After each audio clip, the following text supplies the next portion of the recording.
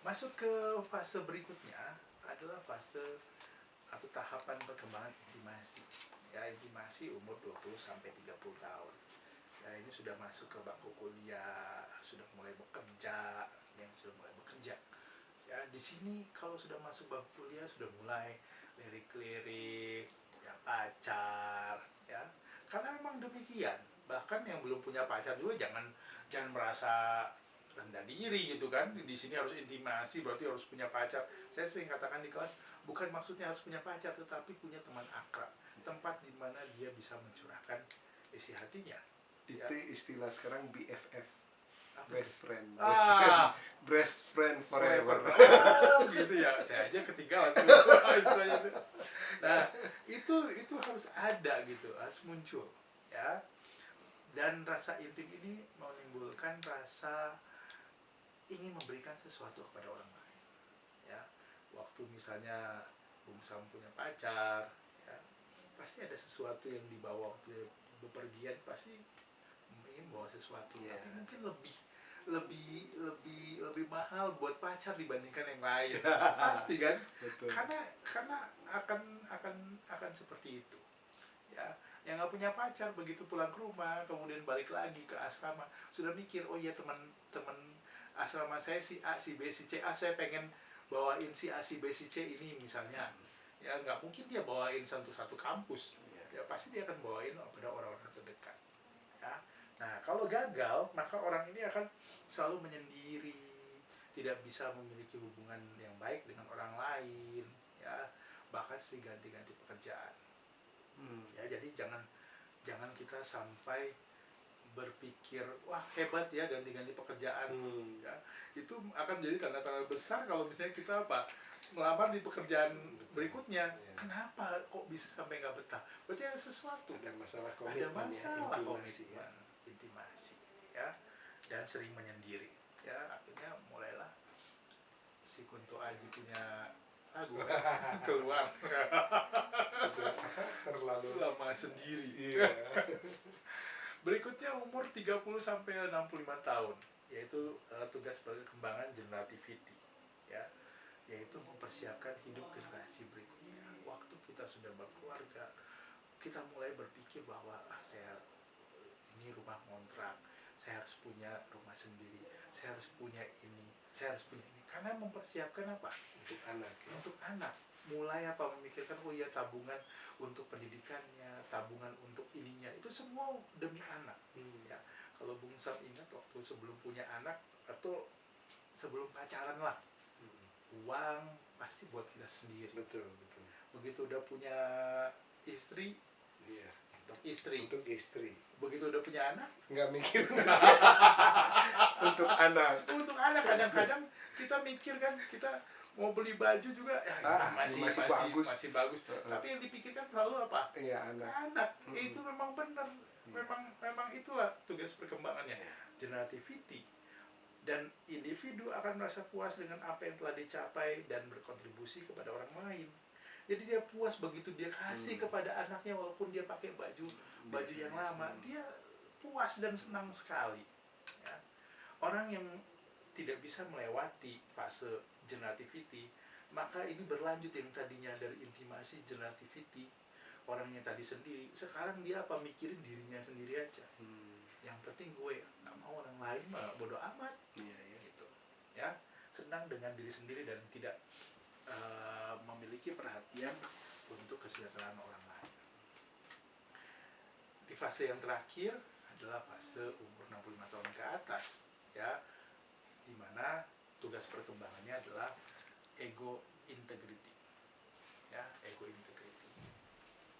Umur 65 tahun itu umur opung kita, Aki sudah gitu kan, ya, eyang, ya. Oke. Aduh, ini hidung saya ini ada gatal, mohon maaf saya garuk-garuk. Pernah Bung Sam punya opung yang tinggal di rumah? Iya. Sempat tinggal sama kita hampir 3 tahun. Hampir 3 tahun. Pernah ngobrol? Iya. Oke, apa sih yang diobrolin? Yang mereka obrolkan itu adalah keberhasilan. Kemudian kadang cerita itu diulang besoknya, minggu depannya minggu itu depannya, lagi. itu lagi, Iya, gitu. betul. Terus apa yang terpikir di pikirannya Bung Sam? Bete. Bosen ya. Padahal tugas perkembangan itu memang seperti Betul, itu ya. normalnya. Ya, saya waktu kuliah kemudian dosen saya bilang, kalau Anda bilang bahwa bete, membosankan, satu kali kelak kita akan sampai di fase itu. Dan jangan pernah kita marah kalau misalnya cucu kita ngomong seperti itu ke kita. Iya. Jadi itu normal. Karena apa? Kenapa dia sering cerita? Karena dia merasa bahwa apa yang dilakukan selama hidupnya itu berguna. Dan dia dengan sisa hidupnya itu dia pengen bagikan hal-hal yang positif, yang kadang kita dinasehatin kan, nanti nak kamu begini ya, nanti nak kamu begini, sampai kita kadang aduh itu kan udah ketinggalan zaman. Padahal banyak nilai-nilai yang pengen dia berikan. Integrity ya. Iya, integrity. Dan dia merasa puas. Kalau sudah seperti itu, saya yakin dia tidak akan takut akan kematian. Bahkan ya, orang tua yang seperti ini kadang sampai terceplos ngomongnya apa? Ya inilah, kalaupun nanti dicabut nyawanya, sudah Saya siap. siap. Pernah kan ada yang bilang seperti Iya, itu? betul. Karena dia merasa apa? Dia merasa puas dengan apa yang sudah dia lakukan. Tapi kalau tidak bisa melewati fase ini, maka dia akan merasa gagal, menyesal. Aduh, kenapa saya nggak begini bikin anak saya, kenapa saya nggak bikin begini untuk anak saya, mantu saya, cucu saya. Akhirnya dia depresi, akhirnya dia meninggal pun dengan apa? Beban. Nah, itu yang mempengaruhi kesehatan jiwa seseorang. Jadi kalau misalnya ditarik kesimpulan, perkembangan manusia ini ada hubungannya dengan perilaku. Kalau misalnya satu tahapan tidak terselesaikan, maka itu akan terbawa sampai dia dewasa. Bahkan mungkin sampai dia apa? Di usia tua pun sekalipun itu akan terbawa perilakunya. Jadi jangan heran kalau ketemu orang perilakunya masih seperti anak-anak, ya mungkin ada sesuatu di dalam fase itu yang belum terlewati. Ya, sehingga itu akan terbawa. Nah, bagaimana caranya? Ya harus dipenuhi. Ya, harus diajarkan bagaimana dia bisa apa? Memenuhi. Contohnya orangnya nggak sabar, ya harus diajarin. Ajar untuk sabar. Ya, bagaimanapun bagaimana caranya, ya dia harus selesai di fase itu. Sehingga nantinya dia bisa apa? Berjalan seiring dengan waktu dan usianya, dia bisa apa? Perilakunya sesuai dengan usia. Tapi pertanyaannya adalah ada kesempatan untuk memperbaiki ya, walaupun misalnya dalam fase itu tidak dilewati secara sempurna. Iya, bisa. Ya. Itu berita baik. Nah, jadi balik lagi kan kepada konsep kita di sehat jiwa, bahwa orang sehat jiwa itu mau menerima kelebihan dan kekurangannya. Waktu dia sadar bahwa dia kurang, ada keinginan untuk memperbaiki, untuk lebih baik lagi. Orang yang sehat jiwa itu udah tahu kekurangannya, dia akan kurangin kekurangannya itu. Dia akan lebih banyak tambahkan lagi apa?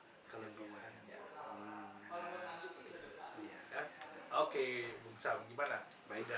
Sudah ada gambaran nggak? Sudah. Terima kasih sekali nih. Jadi ada benang merah yang sangat jelas dari pertumbuhan, maksud saya perkembangan psikologi dari seseorang sampai kepada pembentukan perilakunya, baik di masa awal kehidupan sampai kepada usia tua. Ya, itu dia. Oke. Nanti saya akan bagikan lagi masih terkait dengan ini, bagaimana sebenarnya perkembangan otaknya itu hubungannya dengan perilakunya dia. Kenapa dia sampai seperti itu? Ada rupanya yang terjadi di otaknya. Jadi semata bukan kalau dibilang ilmu jiwa itu atau kesehatan jiwa itu sesuatu yang abstrak, tapi bisa dilihat dari sisi fisiologisnya, dari sisi anatomisnya. Ya, sehingga kita bisa pahami, oh iya, kenapa sih anak ini bisa begini, kenapa sih dia pengen kurios banget, dia pengen kayak tadi kan, pengen colok sana, colok sini, pegang sana, ada sesuatu yang terjadi di sana. Oke. Gitu. Baiklah. Oke. Terima kasih banyak Sama-sama, Bung bantuannya. Sukses selalu untuk Kang Denny ya. Salam Sama. sehat selalu. Sama-sama Bung Sam. Sehat jiwa. Salam sehat jiwa.